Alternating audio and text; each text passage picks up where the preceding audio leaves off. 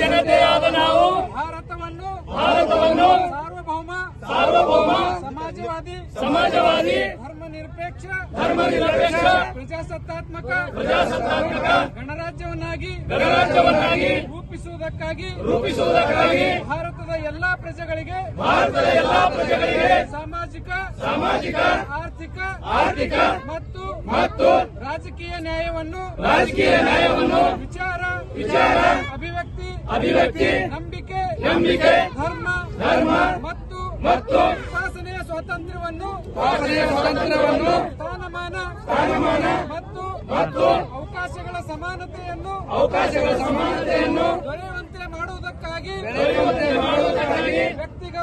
ವ್ಯಕ್ತಿ ಗೌರವ ದೇಶದ ಏಕತೆ ಮತ್ತು ಸಮಗ್ರತೆಗಾಗಿ ಎಲ್ಲರಲ್ಲಿ ಭಾತೃತ್ವ ಭಾವನೆಯನ್ನು ಮೂಡಿಸುವುದಕ್ಕಾಗಿ